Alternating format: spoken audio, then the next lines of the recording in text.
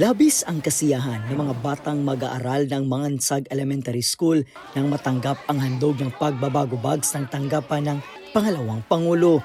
Maliban sa school bag, nakatanggap din sila ng bagong school supplies, dental kits at kapote.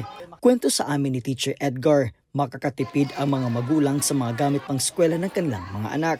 Napakalaking tulong po yan sa mga magulang sa panahon ngayon na nagmamahalan ng mga bilihin, mga school supplies, talagang malaking tulong po sa akin. Dagdag pa rin teacher, sinisimbolo ng pagbabago campaign ang kahalagahan ng pagbibigay ng suporta upang matulungan ang mga Pilipino mag-aaral na makamit ang kanilang mga pangarap. Para sa akin ito ay simbolo ng isang opisyalis ng ating pamahala na mayroong concern, malasakit at pagmamahal sa kanyang mga nasasakupan sa mga mamamayan lalo't sa aming mga mag-aaral.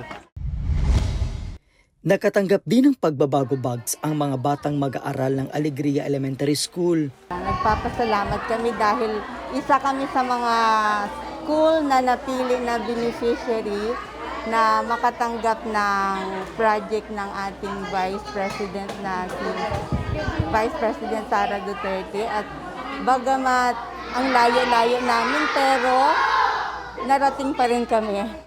Nagpapasalamat naman ang lokal na pamahalaan ng Corcuera na nakarating sa kanilang bayan ang pagbabago, a Million Learners Campaign ng tanggapan. Nagpapasalamat po kami kasi sa bawat pagkatok namin sa pintuan, sa bawat lapit namin sa opisina ng Vice President ay hindi po kami nakakatanggap ng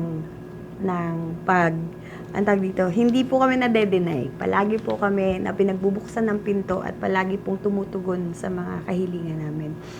Sa kabuuan, umabot sa 500 na mga batang mag-aaral mula sa 30 na mga paaralan sa bayan ng Corcuera ang pinagkalooban ng bagong school bags, school supplies, dental kits at kapote ng tanggapan.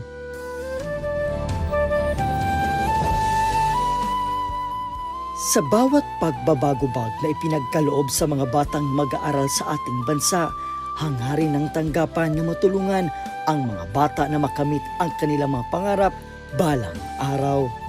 Mula po rito sa bayan ng Corcuera, sa isla ng Romblon, ako po si Brian Latasa, ang lahat para sa Diyos, bayan at pamilyang Pilipino.